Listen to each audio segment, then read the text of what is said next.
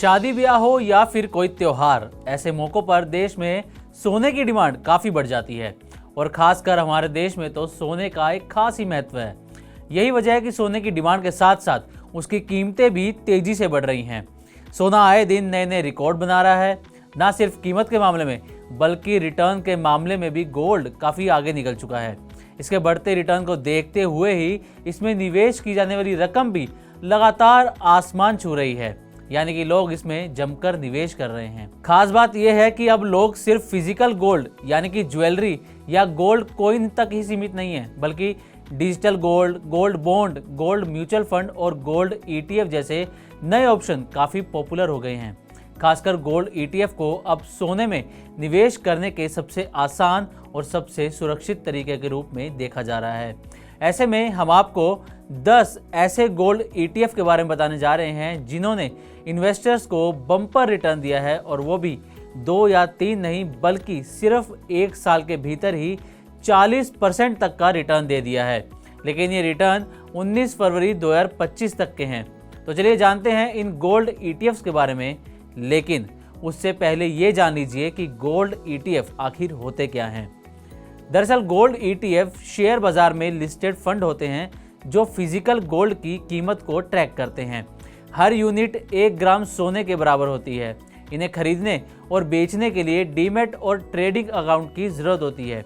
इसकी कीमत सोने की बाजार कीमत के मुताबिक बदलती भी रहती है। इसे NSE और BSE पर शेयर्स की तरह ही खरीदा और बेचा भी जा सकता है। तो चलिए अब आते हैं अपने मेन पॉइंट पर, यानी कि बीते 1 साल में सबसे ज़्यादा रिटर्न देने वाले टॉप 10 गोल्ड ETFs पर।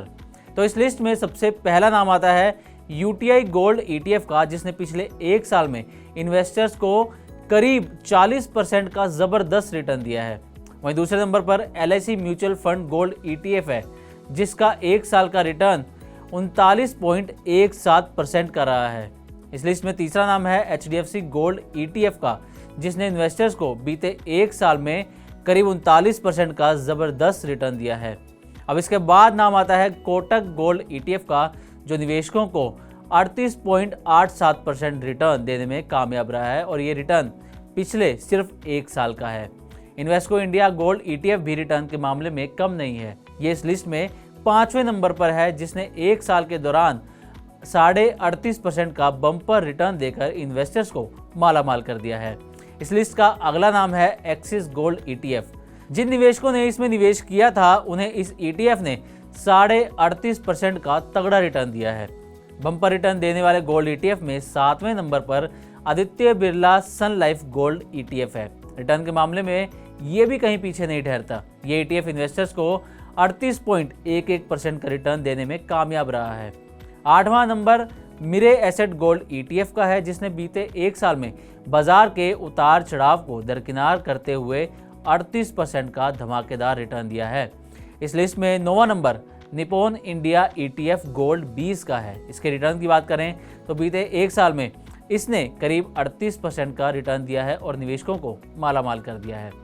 अब आता है इस लिस्ट का 10वां और आखिरी नाम DSP गोल्ड ETF का। इस ETF में पैसा लगाने वालों को पिछले 1 साल में 37.87% का रिटर्न मिला है। ये लिस्ट ये दिखाती है कि पिछले 1 साल में इन 10 गोल्ड ETF ने 35% से भी ज़्यादा का रिटर्न इन्वेस्टर्स को दिया है। तो अगर आप भी गोल्ड में निवेश करने के इच्छुक हैं तो फिजिकल गोल्ड की बजाय गोल्ड ETF में निवेश कर सकते हैं, जहां आपको बाकी इन्वेस्टमेंट इंस्ट्रूमेंट से ज़्यादा रिटर्न मिल सकता है। गोल्ड ETF कितना रिटर्न दे रहे हैं और इसमें लोगों का इंटरेस्ट कितनी तेज़ी से बढ़ रहा है, इसका अंदाज़ा association of mutual funds in India यानी एम्फी के डेटा से भी लगाया जा सकता है। ये बताता है कि पिछले 6 महीनों से स्टॉक मार्केट में जो गिरावट जारी है, उसमें निवेशकों ने गोल्ड ETF को सबसे सुरक्षित निवेश मानते हुए इसमें जमकर निवेश किया है। एम्फी के मुताबिक जनवरी 2025 में गोल्ड ETF में 3,751 करोड़ रुपए का हाईएस्ट मंथली इनफ्लो दर्ज किया गया है, जो 1 महीने पहले यानी दिसंबर 2024 में महज 640 करोड़ रुपए था। 1 महीने में ही इसमें 6 गुना की वृद्धि देखी गई है। गोल्ड ETF महंगाई से बचाव और पोर्टफोलियो डाइवर्सिफिकेशन के लिए निवेशकों के बीच तेजी से लोकप्रिय हो रहे हैं। एम्फी के डेटा के अनुसार गोल्ड ETFs का AUM भी दिसंबर में 44,595 करोड़ रुपए था, जो जनवरी में बढ़कर 51,839 करोड़ रुपए हो गया है, जो 16% की बढ़त को दिखाता है। सवाल ये भी उठता है कि भविष्य में गोल्ड ETF का क्या रुख रहेगा। तो मार्केट के जानकारों का कहना है कि अमेरिका में व्यापार नीति और ब्याज दरों में बदलाव के कारण बाजार में अनिश्चितता बनी हुई है। फेडरल रिजर्व के अनुसार यदि महंगाई में कमी नहीं आती तो ब्याज दरें लंबे समय तक ऊंची बनी रह सकती हैं, जिससे सोने की कीमतों में उतार चढ़ाव जारी रहेगा। जब तक बाजार में ये अनिश्चितता यानी अनसर्टेनिटी बनी रहेगी, तब तक गोल्ड ETF में तेजी देखने को मिल सकती है।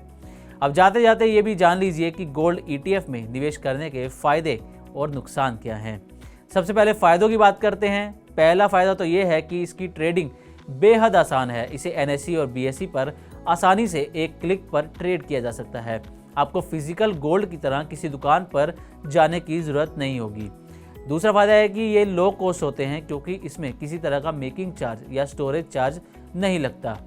तीसरा सबसे महत्वपूर्ण फ़ायदा ये है कि ये आपके पोर्टफोलियो को डाइवर्सिफाई करता है, जिससे पोर्टफोलियो में गिरावट के बीच भी बैलेंस बना रहता है। अब आते हैं इसके नुकसान या रिस्क पर। पहला रिस्क तो ये है कि अगर गोल्ड के प्राइस गिरते हैं तो गोल्ड ETF की कीमत भी कम हो जाएगी।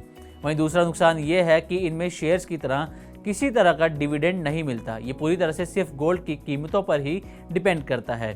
तीसरा ये है कि सभी गोल्ड ETF का एक्सपेंस रेशियो एक जैसा नहीं होता, इसलिए एक्सपेंस रेशियो देखकर ही इसका चुनाव करें। जिसका एक्सपेंस रेशियो सबसे कम हो और रिटर्न अच्छे हो, उसमें ही निवेश करें।